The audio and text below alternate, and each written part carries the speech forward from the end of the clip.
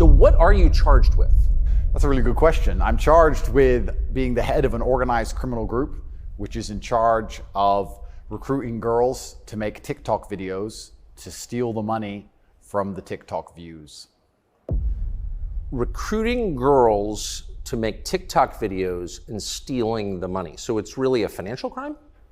It looks that way, and it's very interesting because the girls who they've identified to add to the file are saying that we're not victims of anything and this isn't true. But the state believes it's true, and the state thinks that I, as a 35-year-old man, woke up. I was already extremely financially successful. I was already a father. I was already very well known. I had no financial motivation. I have no criminal record. It's not my personality profile, but I woke up at the age of 35 and decided to make girls do TikTok to enrich myself with the pennies that I would earn from TikTok views. So in the United States, I think the belief is that you were charged with human trafficking. Yeah, that's human trafficking, because what you do is you force a girl to work against her will for financial gain. That's human trafficking. And their justification for this is that girls do TikTok. Some girls I know who they've found who say they're not victims have TikTok accounts. How do you force someone to do TikTok videos? I guess the prosecutor is going to have to explain that, isn't he? It's a very interesting scenario I'm in, and I'm inside of Romania, so I have to show a degree of respect to the Romanian judicial system, and I have to show a degree of respect to the situation I'm in. But the overall charge is that there's an organized criminal group. There's a group of us. I'm the head of it. My brother is below me, and we use the lover boy method to convince women to do TikTok videos to make money so that we can steal the TikTok money. So there's no, just to be clear, you are not accused of pandering, of pimping, of forcing women to have sex with anybody. No, not forcing them to have sex, not restraining their movement, not stopping them from living a full life, but the fact that we are somehow convincing them to have TikTok. Very interesting. I don't think... But there's no actual... I'm asking you this because I do think it's a widespread belief that you were accused of pimping. Yeah, no, that's nothing to do with any of this case. Absolutely nothing. And it's kind of scary because the crime in itself of human trafficking is a unique one because they can ignore the statement of the victim. So the girls have come forward and said, this is insane. You've just picked us because we're near Andrew and we're his friends. But the whole idea of the crime is they can say that she's brainwashed, right? She's under duress. So you can ignore her statement. State says she's a victim regardless of the fact that she says she's not a victim. So it's very interesting because the difference between sex and rape is consent, right? Right. But they remove all of that. They're like, nope, you're a victim. No matter what you say, we're deciding you're a victim.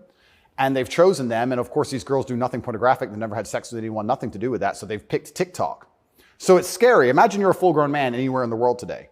They can find two girls who have TikTok on their phone, which is every single female on the planet, and they can accuse you of forcing them to take the TikTok money. And even if the girls say they didn't do that, this isn't true, then you're still a human trafficker. But force, what does that consist of? Forcing someone to do something, are they accusing you of using violence or? No, they're accusing me, and this is the thing, they're accusing me of using the lover boy method, coercing them by being nice. And by the way, these charges presumably are public, so... They're public, and this is extremely serious, but if you actually analyze the overall case against me, they're saying that Andrew and his brother, by being nice men, convinced girls to have TikTok accounts and then take the money. And it's very interesting because inside of the entire case file, there's not a single financial transaction to us for money.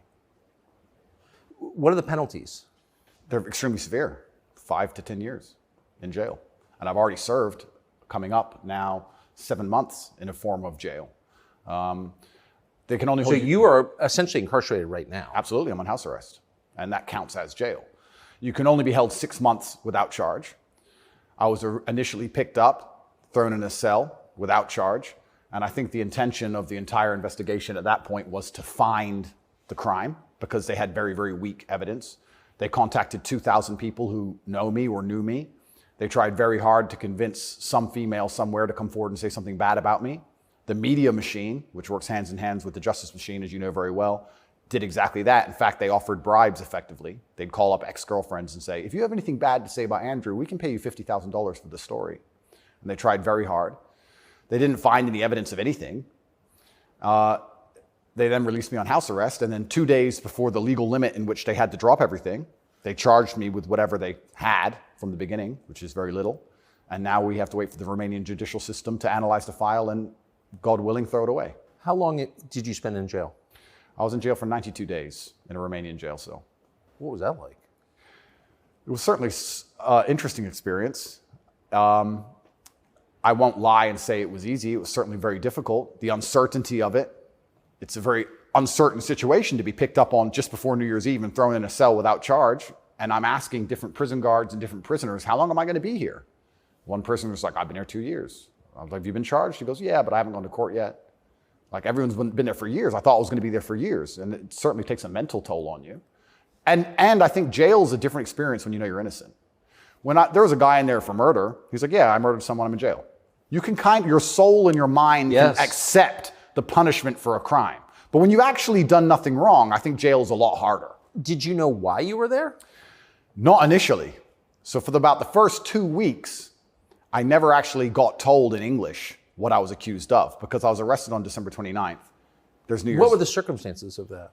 Yeah, December 29th, 5 a.m., the armed guards ran in this house. They spent all day searching the entire house. They were very interested in electronics, as most federal agencies are.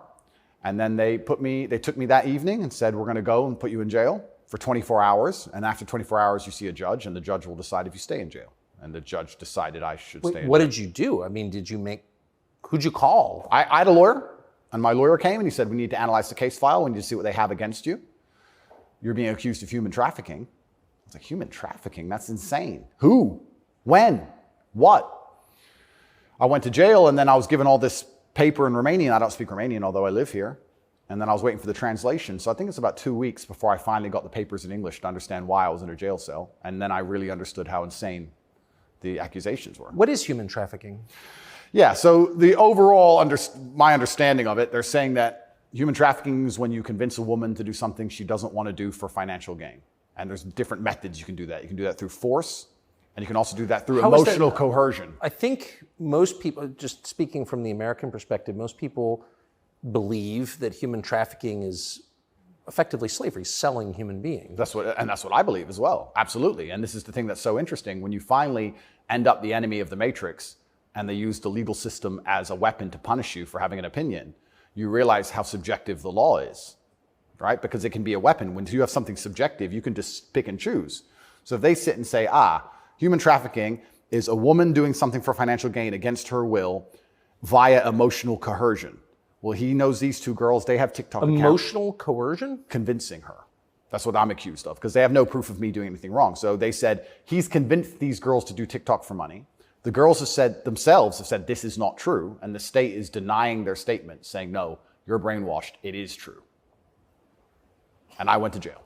So how is the state, so the state is trying to coerce the women, so how is the state not committing human trafficking by the same definition? Well, absolutely, it's very interesting. It's very interesting that you can sit someone down and tell them they're a victim when they say they're not a victim. You're a victim of being coerced, and we're going to try to coerce you into conceding you're coerced. Exactly. It's a very interesting scenario. And okay. Yeah, and it's a very interesting scenario. And it's up until this point, no judge has looked at the evidence of the case. So up until this point, I've been to court a bunch of times. But the only reason I was in court was to discuss my preventative detention. So under Romanian law, if you being free can impede the investigation, you should stay in jail. So the judge agreed that, yeah, maybe if he's free, he can damage this investigation because they're trying very hard to get something on this guy. So I've done a bunch of jail time. And now it just begins. The judge is going to look at the case. And like I said, God willing, I still have enough faith in the Romanian judicial system that she's going to look at this and go, this is not a crime.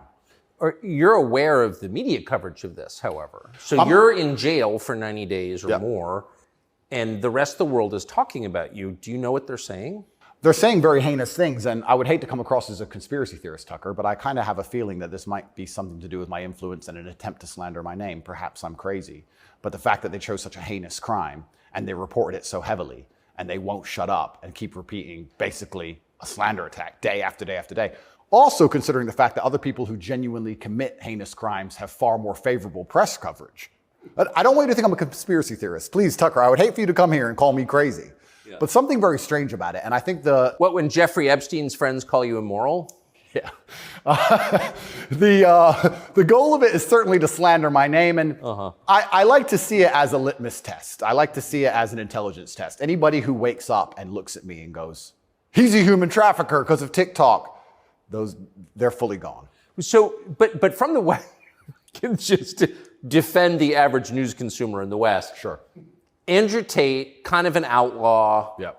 Lives in some palace in Romania, wherever that is. Yep. And Romania sounds like the kind of place where human trafficking is like the main industry. A lot of it happens here. That's what's so crazy about it, right? What's so crazy is if they really wanted to find a human trafficker, I think they could probably do it quite easily. But they managed to get me. That's certainly the perception. But it's one of those charges that kind of sells itself. Oh, absolutely. And it doesn't matter if you're found guilty or not, right? You're a human trafficker forever.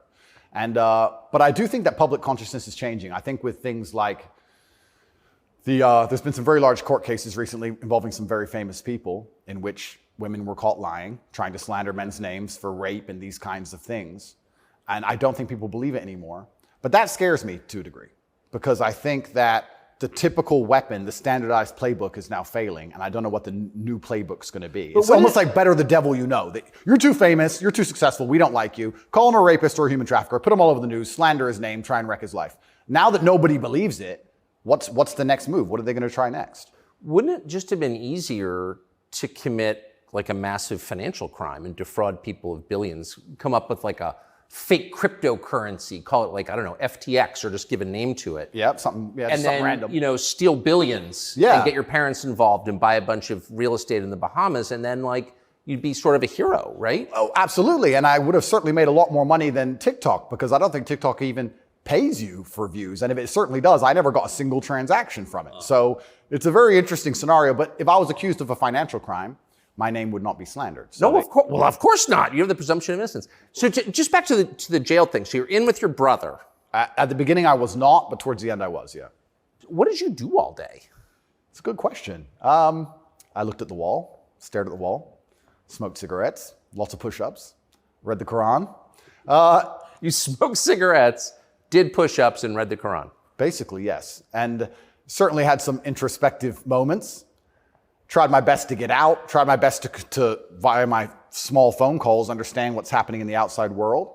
Tried to make sure that the people I love and care about are taken care of because I'm the man of my family and I'm also the man of quite a large, I wouldn't say empire, but life. And there's a whole lot of people who rely on me. You know, you have staff and families, you have children and families. I know the feeling, yeah. So when you're plucked from that, it's kind of strange. You're in jail and you're concerned for yourself, but your primary concerns are also all your duties as a man. I have duties as a man. I don't want children to starve. You've got a whole tribe. I've got people to pay. So it was very, very frustrating, constantly trying to make sure everybody else was okay and feeling helpless. That's what hurt me the most. I was trying to make sure everybody I love and care about was fine, and I wasn't as powerful as I should have been. And that was very upsetting, and especially if they were going to keep me there for years. I was having serious concerns about how I can feed the people I love. Did you ever come to the edge at all?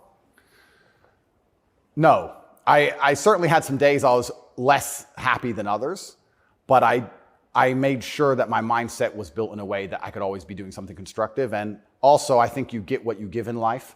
And if I ever felt particularly sad on a day, I would try very hard to make other people happy because if I made other people smile, I'd feel better. So even the dinner ladies or the prison guards, I'd try very hard just to make people smile. I know it sounds silly. Some of the prison guards were more open than others, but there was a couple prison guards who were ice cold, who didn't want to say a word to me and were like, "Hey bro, your hair looks amazing." And he just stare at me like he wants, shut up. But I just try my best to cheer people up, to cheer myself up. And as a man, all you can do is just find the resolve to continue doing the best you can in this current circumstance. So, what were the other prisoners like? I don't want to insult Romania in any way, and I love this country and I chose to live here. But if I had to describe it for the people, for an American audience to understand, I don't think Romania and a lot of these countries have the same kind of mental health setup or the mental health support that a lot of Western nations have. So you end up in jail. So I think there was a lot of mental health problems inside the jail. So it was very similar. It wasn't just a jail. There was also a lot of mental health problems in there, which adds a new complexity and a new dimension to the suffering because there's just random screaming and there's suicide and it's certainly not a very nice place to be. Oh, so it's horrifying. Yeah, I don't want to go back. you hear the phrase Romanian prison, and it sounds tough. So it was what you would imagine. It is, and when this process is over, there's a lot more I will say, but I will say the staff were very nice to me, and I want to make this clear. I want to make it very clear that all the staff in the jail were very professional and very nice to me. I would almost say that they believed I was innocent and they understood that I didn't belong there. There was a semi-apologetic vibe to the way I was treated by the guards, if that makes sense. Yes. They understood very well. I don't think anybody, like I said, with a functioning brain believes that me at the age of 35 decided to steal TikTok money and ruin my entire life without financial motivation to girls who say they're not victims of anything. I don't think anybody with a brain... Well, the fact that you're not accused of a sex crime or of violence, which I think most people don't really understand. Yep. And they can look it up. Yep. I mean, but you're not actually accused of Correct. rape, Correct. selling anyone, Correct. pimping. Correct. Okay. That right there raises a lot of questions. Well, yeah, and this is the thing that's so interesting because I'm accused of using a method of human trafficking called the lover boy method. So how that would traditionally work is a man would meet a girl, become her boyfriend, take her to another country, turn her into a prostitute, say I love you, like pimping. Of course. But they're saying, because all my conversations with these girls are very nice, they're saying that I use the lover boy method to convince them to do TikTok. And once again, I never made a penny from TikTok, and I have no interest in girls' TikTok's accounts, and I've never made any money from TikTok in my life. So that raises the question. So that right there, I think, I mean, we can let people assess. I'm not, an expert on the Romanian legal code, but that's kind of not the impression that most people have. Okay? And that's the media, who have made that the media have tried very hard to do that. And if I had to estimate, I think that the overall intention was just to throw me in a cell, use the media machine to drum up something real. I think that's what the goal was. So, but what's and I believe that. It seems, obviously. Yeah. One thing, I've never been to Romania before, and one thing I'm struck by is the American presence here. Oh, it's massive. Fully understand that. So there are 3 NATO bases here Yep. now. They're bustling because of the war in Ukraine. Yep. One's on the Black Sea, Yep. right below Crimea. So this is strategically important, this country, to NATO. Absolutely. And so this is a lot less far away than I realized. It's much more American influence. Oh, absolutely. Do you think that played a role? Yeah, well, I think, and I don't want to get this incorrect, I think it's the 2nd or 3rd biggest U.S. embassy in the world. The U.S. embassy here looks like a prison. It's huge. They've got a huge embassy here. And even during Ceausescu, during the communism days, Romania was an ally of the West, even during communism. Yes. So, yes. Ceausescu came to New York. Yes, that's right, yeah. So Romania and America have been very good friends for a very long time. I have to be careful what I say, but it's certainly very interesting what's happened to me. The American embassy were not particularly helpful, let's put it that way. They weren't very interested in me being locked up without charge. They didn't seem very interested in getting me out. But you're an American citizen. Absolutely. And so you're an American passport holder. correct. So I think the average American believes, perhaps falsely, that if you are accused of a crime in a foreign country, particularly a less developed country like Romania, you go to the U.S. Embassy and someone takes an interest in your case just to make sure that your treatment falls within, accepted standards of justice. Yeah, they came to see me, but when I was asking them what they can actually do about all of this, they weren't particularly helpful. I don't want to peddle conspiracy theories, and I've heard a lot of information, etc. But I wouldn't say they sanctioned it. I don't know if they had to sanction it, but they weren't particularly interested in getting me out. But at least they came to see me more than once. I mean, they kind of pretended to care. The UK embassy didn't even pretend to care. The UK embassy was, I really think they enjoyed it. They didn't. And you're a British subject as well? Correct. And this is the kind of thing, and I want to say this here, that's kind of frustrating for me because Romania is my home now for 7 years, but I'm half British, half American originally. And when something like this happens to you, you have this longing for home. You kind of want to go home. When you end up in a jail in a country where, even though you've lived for a long time, you don't speak the language, you don't understand the legal system, going to court in a foreign language is far more intimidating than in your own language. I can imagine. You don't have a clue what's being said. You don't understand how anything works. And then you kind of have this longing for home, but I feel like my home countries hate me, and they hate me because of my message, which I believe to be a positive message. So you kind of have this strange feeling of homelessness, because it's like, well, if I go to the UK, I believe they're going to attack me the same. If I go to America, I believe they're going to attack me the same. So where do you go? It's kind of scary. Where do you go? It's a good question. We're going to have to see. How did you wind up here? I moved to Romania. I came to visit a long time ago. Before anybody ever visited Romania, I came to visit and I genuinely fell in love with the place. It truly is a fantastic country. I love nature, as an amazing nature. It's a very safe place. It has this reputation of being dangerous. It's not dangerous. It's very safe. The people are very good. The people are very conservative traditionally. It's almost like America was 20, 30 years ago.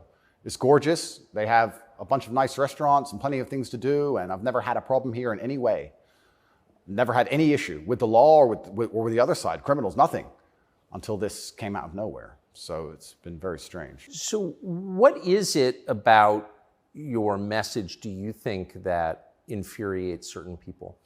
Well, my message is traditional masculinity. My message is to stand up and say what you mean and mean what you say. And even going to the gym nowadays is an act of defiance, because when you have a man who's built with any degree of principle, you say no to things.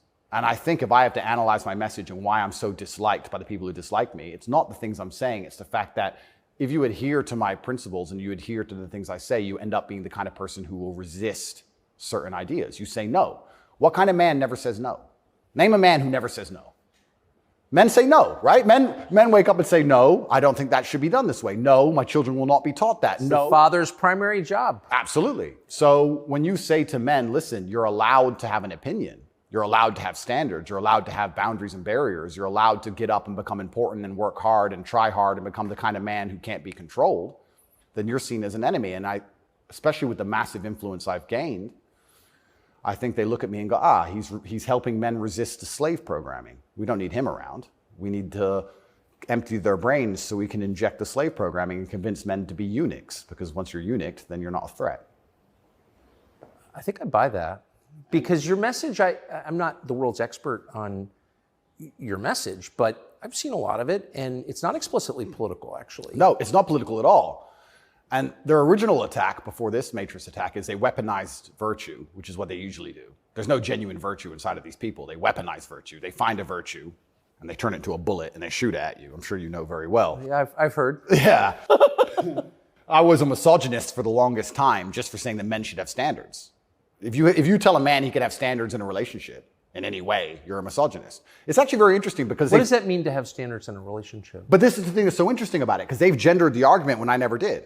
I said as a man, you shouldn't have a girlfriend who is a liar and a cheater, and you also shouldn't have male friends who are liars and cheaters. You shouldn't be around dishonest people, yes, male or female. Amen. And they gendered it and said, he's a misogynist. He's saying that men should only act this way with women, etc. I said that men should have standards, and you should have protocols that you're prepared to accept, and you should have hard parameters. And if a woman doesn't want to adhere to those parameters, that's her decision, and it's her prerogative, but you don't have to stay with her. Why should you? What's wrong with that? Well, that's teaching men to say no. They don't want men to say no. So are you arguing that it's better to be with a virtuous woman? I think so, yes. I know that's crazy. No, I'm serious. I mean, that seems I like am, Tucker. I don't want to. That seems like good advice. I don't want to come across as extreme. But yes, I am. And what's actually funny is I really believe most of the things I'm saying were accepted by absolutely everybody 15 years ago, 10 years ago. And now it's public enemy number one. And it's because of the mass influence I have. At one point, I became the most Googled man on earth. At one point. And it's a scary situation I'm in. But if you're arguing that it's really important for a man to find a good woman, a decent woman, an honest woman, that's the truest thing that's ever been said. I Absolutely. mean, that's the most important thing any man can do. I mean, I can just tell you firsthand. Oh, thank you very much. Married 32 years, that's the most important thing. And you think saying that angered people? Absolutely, because I'm arguing the only way to do that is via masculine excellence. I'm saying in the world we live in today, it's hyper-competitive. And if you want to be the kind of man that has the choice of women to choose a good one, you need to be an excellent man. It's no longer acceptable for you to just be an average Joe or below average. You have to get up and you have to work hard and you have to be smart and interesting and you have to be charismatic and make some money and be in good shape and you have to try very hard. And unfortunately for them, if you follow that path as a man and you become successful in those realms, you end up being the kind of person who resists enslavement. You become the kind of person who wakes up and says, no, I don't believe in that. That doesn't make sense to me. I can't imagine a better message than that. If you want a good society. So then you have to argue and sit and say, do these people want a happy, functioning society or do they want something else? What do you think? I think that I would never kill myself. And I also... Just throwing that out there? And I also think that when you want to conquer a society, you kill the military-age males. That's what you do. That's the first thing they've ever done. They walk in and all the men have to have their throats cut. They can't perhaps do that, but they can certainly cut your balls off, and then you can't resist. And I think there's certainly a movement to ensure that there's very little resistance left inside of the number one demographic which is required to resist oppression, which are military-age males. And they don't want those kind of people waking up with any kind of self-respect or standards, or to say, no, I don't accept this. I do not need a 9th injection.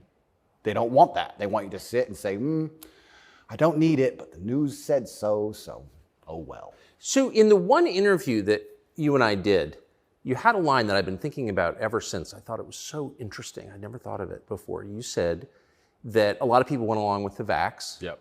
and that you didn't judge them because facts change. But now that we know that a lot of what we were told was wrong and some of it was a lie, it is a requirement of your own dignity, of your own self-respect to say so. Completely.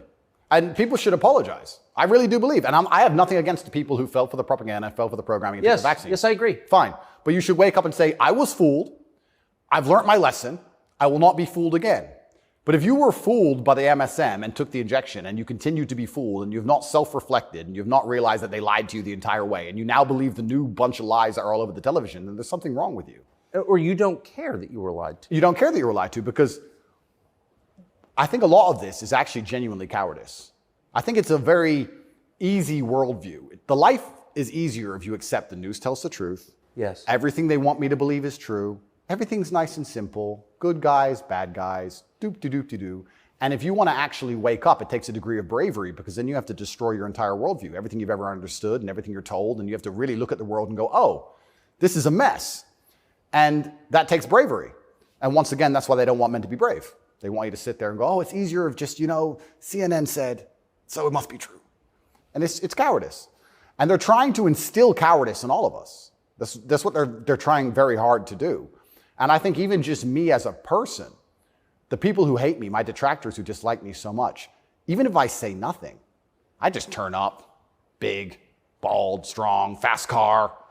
It's just me. I'm like the enemy to them, because I symbolize men who don't comply. And not don't comply in a negative law-breaking way, but don't comply if we don't agree with that, or we don't see common sense in that, we're going to politely decline. And that's simply not allowed. What's it like to have the prospect of prison hanging over you? I think that I like to believe that this is a test from God. I like to believe that if you become the most Googled man in the world for saying that you have mental resilience, that God is going to make sure you don't have that degree of fame without testing you. I like to believe that God comes along and says, yes, I've allowed you to become the top G. We're going to see if you really are the top G. I believe that's how the world works. It's certainly intimidating, especially knowing you're completely innocent. But I believe it's a test, and I believe it's my job to pass the test for my ancestors and for people watching over me and for God. And I think I have to do the absolute best I can possibly do in the scenario and the circumstance, regardless of whether I win or lose. I still believe I'm going to win because I've seen the case file and I've seen that no laws have been broken. But even in the very unfortunate circumstance that this matrix attack goes deep enough to throw me into a jail cell, I think I should handle it like a man.